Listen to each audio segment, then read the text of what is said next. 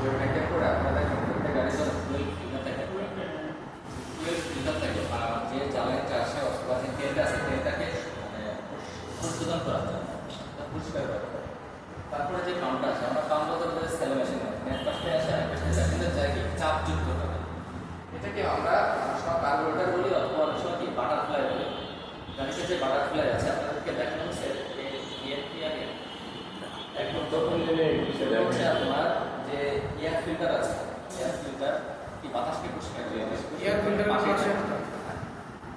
বর্তমানে বাটারফ্লাই আছে ওগুলো আবার 6 মাস পর পর আপনার পেট্রোল অথবা অক্টেন দিয়ে পরিষ্কার করা হয়, তারপর ভিতরে কয়লা চলে যায়।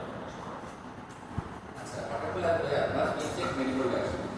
এই বাটারফ্লাই থেকে এখানে যে এক লাইনে আসছে পেট্রোল এবং আরেকটা লাইনে আসে আপনার সিএনজি গ্যাস।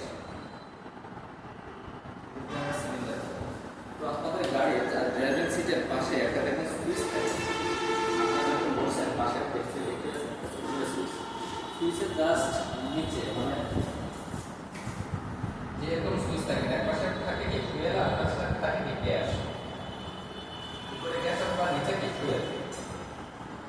এখানে যে সুইচটা আছে সুইচটার নিচে চাপ দিয়ে যদি আপনারা এক্সিলারেটর বাটন মারেন তাহলে এই বাতিটা নিচে চলে আসবে, মানে কি এই যেটা আছে যে আপনি এখান থেকে এখানে একটা সেন্সর ব্যবহার করা হয় নতুনভাবে।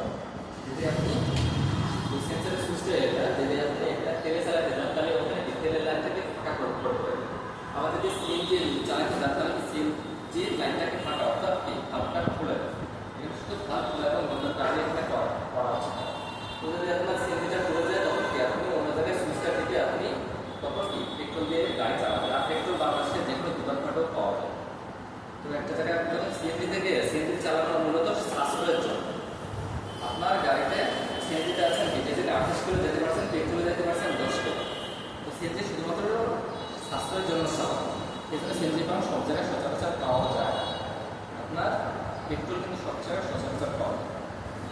আচ্ছা এখানে যে কাজটা হয় আমরা অনেক সময় দেখি কিন্তু আমাদের মোটর সাইকেল কি কার্বোরেটর থাকে, কার্বোরেটর হচ্ছে মিক্সচার, এখান থেকে যে জানা যায় সিএনজি আসে অথবা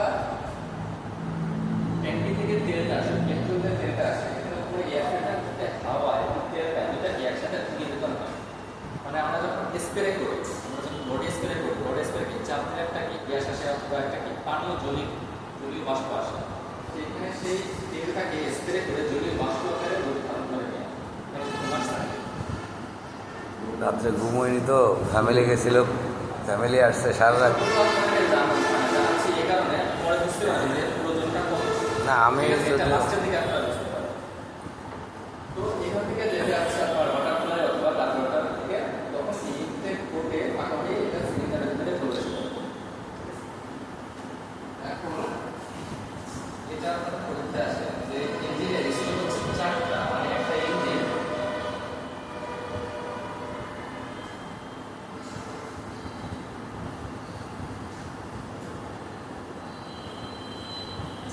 এটা আপনার পরীক্ষাটা হবে ঠিক আছে।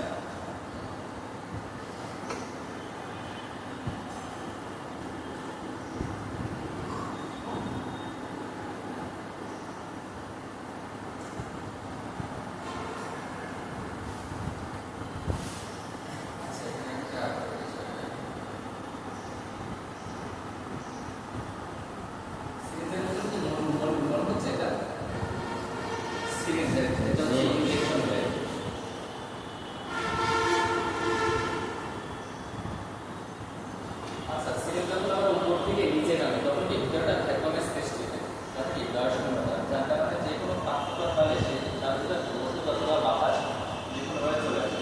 পিছন যখন পিভিসিতে থাকে মানে উপরে থাকে, উপর থেকে যখন সে একই কাজ যখন নিচে আসে এগুলো থেকে বায়ুশূন্যতা সৃষ্টি হয়। সেই বায়ুশূন্যতা সৃষ্টি হলে কি যেই জায়গা ফাঁক পায় সেই জায়গা থেকে কি বাতাসটা আনে, এই জায়গায় যখন বায়ুশূন্যতা সৃষ্টি হয় তখন কি এই বাতাসটা তখন খোলা হয়, খোলা মানে লিক হয় এবং যেই টানটা দেয় এই টানের ফোর্সে এখান থেকে কি যে চেম্বারটা থাকে যে জ্বালানিটা থাকে মিশ্রণটা থাকে, মিশ্রণটাকে সচরাচর এই সিলিন্ডারের ভিতরে চলে আসে। এটা হচ্ছে মূলত গঠন হচ্ছে তাহলে কি সিলিন্ডার, আর এটাকে বলা হয় কেস্টন। এটা একমাত্র অংশ সেই অংশটি বারবার উঠানো করার ফলে যে শক্তিটা অর্জন করা থাকে। তো এটা যখন ঘুরে আসে এর ভিতরে জ্বালানি এবং হচ্ছে সাকশন স্ট্রোক, যেটা ফার্স্টে। কম্প্রেসর বলতে বোঝায় সংকোচন। এটা যখন আবার বিডিসি থেকে টিডিসি থেকে যাচ্ছে তখন কি জায়গাটা কি ছোট হয়ে যাচ্ছে না, পাশে ফাল বলতো জায়গাটা ছোট হয়ে যাচ্ছে। একটা জিনিস জানেন যে আপনারা যখন কম্পিউটার হাওয়াটা কিংবা কিছু দিয়ে ছোট করেন, চাপ দেন, তখন কি সেটা কি গরম হয়ে যায়, গরম হয়ে যায় না? এটা যখন আপনি চাপ দিচ্ছেন তখন এখানে সেই স্পেসটার ভিতরে এটা কি গরম হয়ে যায়, মানে যেটা আপনি আনতে আছেন যে বাতাস এবং জ্বালানি মিশ্রণ গরম হয়ে যায়, কিন্তু পুরো কতটা ক্ষমতা সে পায় না। সেটা স্প্যাক লাগে একটা স্কুলিং রূপ ফুটিয়ে দেয়, মানে একটা আগুনের একটা ফুলকি শুধুমাত্র সে কি সংযুক্ত করে দেয়, আর তখন এখানে ব্লাস্ট হয়। আপনারা কোনো কিছু জানেন যে এর মধ্যে একটা গ্রেনেড মারা হয়, কারণ কি ওই চারিপাশে রাখে যায় সব কিছু উড়ে যাবে, ব্লাস্ট হয়ে যাবে, ধ্বংস হয়ে যাবে। আগুনের একটা শক্তি আছে, সেই আগুনের শক্তিটাকে এখানে তখন কাজে লাগানো হয়।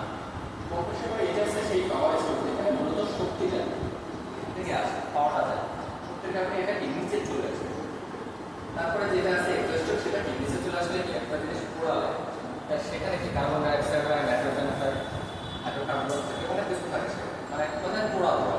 সে পোড়া ধোয়াকে আমরা তখন কি বাইরে তখন বের করে দেওয়া এই তখন সেই এক্সস্ট সিস্টেম থেকে এক্সস্ট কোড হতে আমরা যেখানে যে পাইপটাকে বলা হয় এটাকে বলা হয় টেইল পাইপ। এখানে আবার থাকে মাফলার, এখান থেকে একটা যে হাওয়া আছে এখানে আবার আপনার চ্যানেল দেওয়া আছে, চ্যানেল এখান থেকে মূলত আমরা গাড়িতে নিচে পিছন দিকে যে বাতাসটা পাই এখানে মূলত পোড়া ধোয়াটা আসে। এই চ্যানেলের জন্য পোড়া ধোয়া পুরোটি বাধাগ্রস্ত হয়, সেটা পরিষ্কার বাতাসটা কি পরিষ্কার যে কার্বন ডাইঅক্সাইড থেকে ওটা কি হচ্ছে বাইরে বলে ছেড়ে দেয়।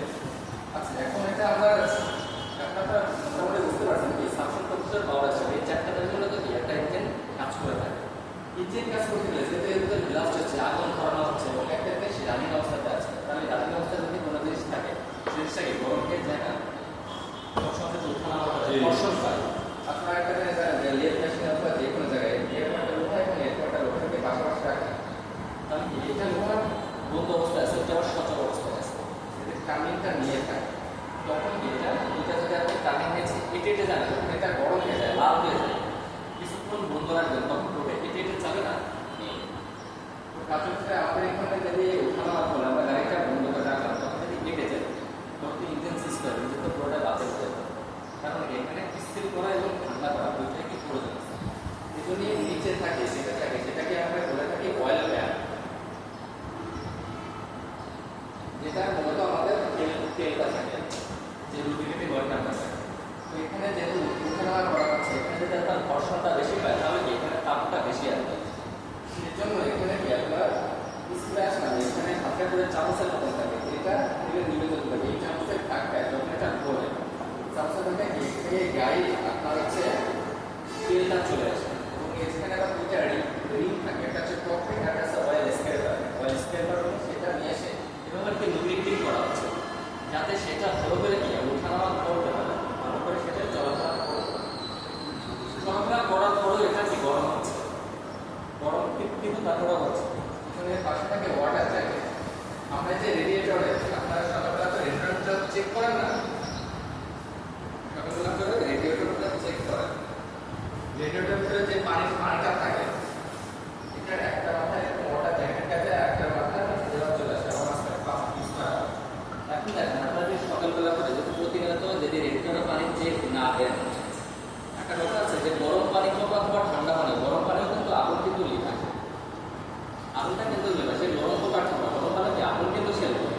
তো উঠানামা করার পরে এবং এর ভিতরে যে গ্লাসটা আছে দুইটার পরে যেটা লাভ হয়ে যাচ্ছে এই ওয়াটার জ্যাকেটের ভিতরে পানি পড়লে ওটা কিন্তু আর কি লাভ হচ্ছে না অথবা গরম হচ্ছে না, ওটা সিস্টেমে করছে। তো কাজে এই রেডিয়েটরের পানি আপনার প্রতিনিয়ত দেখেন ওটা কিন্তু যেন তেমন বিষয় না। যদি আপনাদের রেডিয়েটরের পানি কম থাকে ইঞ্জিন পিছনে প্রতিরোধ হবে, তারপর যদি গাড়িটা চালান আপনার সামান্য একটু ভুলের কারণে গাড়িটা কিন্তু ইঞ্জিন সিজ করে দেবে এবং সেই ইঞ্জিনটা একবার সিজ করে যে উদাহরণটা দিয়েছিলাম এটা সেটা হয় সেটা কেটে যায়। আটা আপনি যতটুকু খোলা ওটা কি স্পট করে, তাই না? তো এটা আপনি যতটুকু আবার যদি সচল করেন স্পট করেন, স্পট করার ফলে যখন আপনি যত পিস্টন রিংয়ে ইউজ করেন না কেন সেখানে কি বাধাগ্রস্ত হবে। তো কাজে আপনার এই পানির জন্য পুরো ইঞ্জিনটাও বরবাদ দিয়ে যেতে পারে। আপনি বুঝতে পারছেন? এবারটা আসে এটা চারটা তো মনে থাকবে আশা করি, চারশো বিষয় পাওয়া যাবে। এবারটা আপনাদের পরীক্ষাতে আসে যে কুলিং সিস্টেম, একে বলা হয় ইঞ্জিন কুলিং সিস্টেম।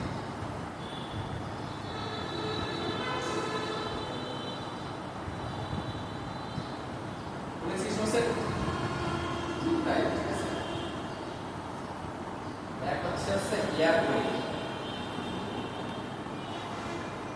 আর দুইটা হচ্ছে ওয়াটার কুলিং। এয়ার কুলিংটা হচ্ছে মোটরসাইকেলে যেরকম থাকে, সিলিন্ডারের পাশে রাখবেন যেরকম স্লট কাটা থাকে। বিভিন্ন আপনারা যখন বাসা বাড়িতে পানির পাম্পের মোটর ব্যবহার করেন তখন দেখবেন যে পাম্পের পাশে স্লট কাটা থাকে, পাম্পের ভেতরেও রোটর করে, পাম্পের ওপর হাতে থাকবে যখন ঘোরানো অবস্থা থাকে, টানের অবস্থা থাকে, তখন কিন্তু সেটা কি হিট হয়ে যাবে। এটাকে ঠান্ডা করার জন্য মোটরের দেখো লাস্টের দিকে আরেকটা ফ্যান থাকে, ফ্যানের স্লটটাকে বাতাস দেয়। তো ইঞ্জিনের যেটা হচ্ছে মোটরসাইকেল ব্যবহার করা, মোটরসাইকেল এয়ার কুলিংটা ব্যবহার করা, সেই স্লটটা থাকে, স্লটের উপর সামনে গেলে কি বাতাস লাগে, বাতাস থেকে ইঞ্জিনটা ঠান্ডা হচ্ছে। আর দ্বিতীয়ত যেহেতু আমাদের এই ইঞ্জিনটা ভিতরে থাকে, এটাকে ঠান্ডা আমরা করতে পারি না বাতাস দিয়ে, সেজন্য কি আমরা এখানে রেডিয়েটর মানে ওয়াটার কুলিংটা ব্যবহার করি। এটা কিন্তু আপনাদের বাবা বুঝতে করতে আসছে ইঞ্জিন কুলিং সিস্টেম কত করতে হবে, স্যার কুলিং করে লাগাচ্ছে এয়ারটাই মানে বাতাসে এবং কি পানিতে। তো এই জায়গায় সে আবার বলছে আপনারা অবশ্যই যেহেতু এই জায়গায় যে পানিটা আসছে এই পানির পিছনে একটা রেডিয়েটর পিছনে একটা ফ্যান থাকে, পানিটাকে যদি আমরা ছেড়ে দিই আমরা যখন চা খাই, চাটা আমরা খাইকে 2-3 মিনিট ধরে আস্তে আস্তে গরম অবস্থায়, কিন্তু চাটা যদি একটা প্লেটের উপর ঢালি বিস্তৃত জায়গায় থাকে দুই থেকে সেটাকে ঠান্ডা হয়। এই যে পানিটা আসে গরম পানিটা আসে এখানে বিভিন্ন কোড থাকে, চিকন চিকন পাইপ থাকে, সেই গরম পানিটা চিকন পাইপের একটা ধরে চলে আসে এবং গাড়ি যদি সামনে যায় প্রত্যেক গাড়িতে দেখবেন যেখানে রেডিয়েটর থাকে সেখানে দেখবেন স্পেসটা ফাঁকা থাকে, বাস ট্রাক কিংবা যেখানে দেখেন স্পেসটা ফাঁকা থাকে। গাড়ি যখন সামনের দিকে যাবে ওই বাতাসটা লেগে কি রেডিয়েটর গাড়িটাকে ঠান্ডা করবে, সেই ঠান্ডা পানি কি আবার সেখানে সার্কুলেশন পাতা নাকি একটা জায়গায় কি আবার এবং গরম হলে কি পানি অনেকটা বাষ্পীভূত হয়, বাষ্পীভূত হতে হলে তাপটা কমে যায়। যদি প্রতিনিয়ত আপনাকে রেডিয়েটর চেক করে ওখানে কি পানি বিক্রি করে, আর পানি দেওয়া যদি কোনোদিন মিস্টেক হয়, কারণে আপনার যদি মিস্টেক হয় ইঞ্জিন সিসে গেলে আপনার চাকরি যাবে, গাড়ি 12টা বাজবে। সাধারণত ইঞ্জিনের উপর ডিপেন্ড করে নাকি কত কিলো যাওয়ার পরে পানি দেওয়া লাগে? ইঞ্জিনের উপর ডিপেন্ড করে, ইঞ্জিন যদি ভালো হিটিং এর উপর, হ্যাঁ হিটিং এর উপর, গরমকালে পানিটা বেশি লাগে, ঠান্ডাকালে পানিটা পানি কি কমে যায় তখন পানিটাকে নাকি দূর করে পানি দিতে হয়। পানি যখন কমে যায় মানে ইঞ্জিনটা গরম আছে, গরমের সংস্পর্শে পানি আসলে তো পানি কিন্তু উড়ে তো যাবে, বাষ্পীভূত হবে। তো কাজে আপনাদের এটা ঘর্ষণ করবে, এর মধ্যে তেলটা আছে যাতে ঘর্ষণটা কম হয়, তাহলে তেলের থেকে খেয়াল রাখবেন এবং এই পানিগুলো সচরাচর বৃষ্টি আপনাদেরকে রাখতে হবে সব সময়। গাড়ি হিট হচ্ছে কিনা ওটা তো মিটার থেকে ধারণা পাওয়া